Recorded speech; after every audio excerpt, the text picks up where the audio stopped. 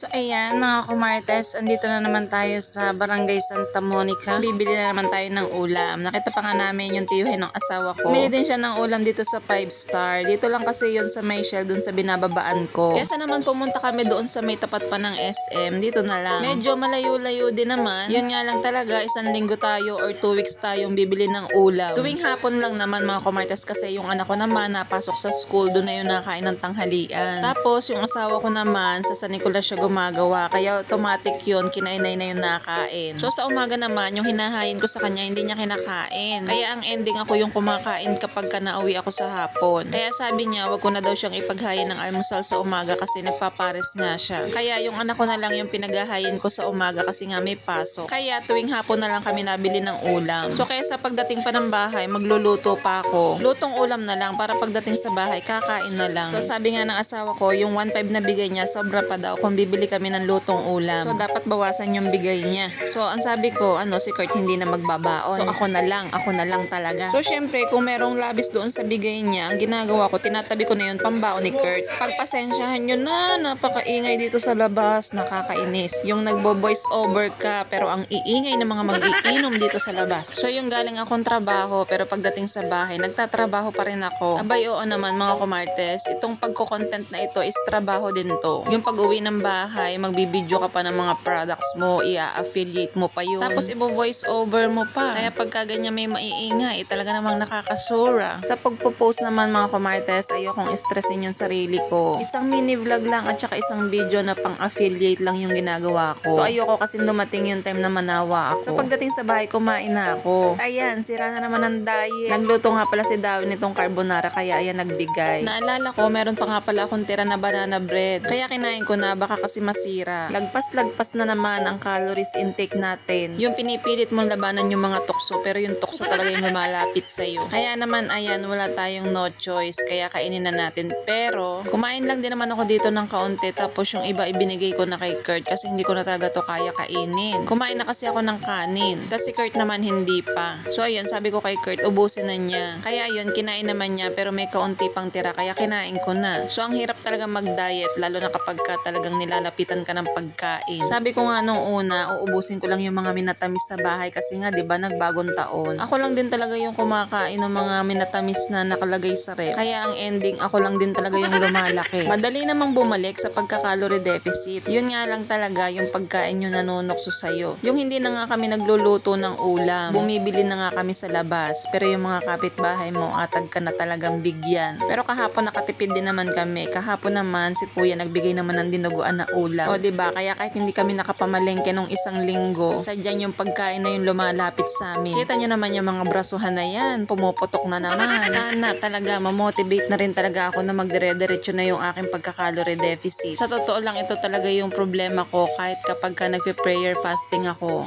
Kalaban mo talaga dito yung pagkain kapag kagutom ka. So ito naman banana bread na kinakain ko, last na to sa aking binig. So pagkatapos kong kumain, resibo naman ang tumambad sa akin. So ayan ang mga resibo ng ating tricycle na pinapagawa. Kaya please lang, utang na loob, wag nyo muna akong utangan. Sadyang napakarami pa nating bills na mga kailangang bayaran. Yung tricycle namin hindi pa namin makuha kasi ang dami pang pinapagawa. At isa pa, sabi ko sa asawa ko, wag mo nang tubusin kasi wala pa kaming pambayad.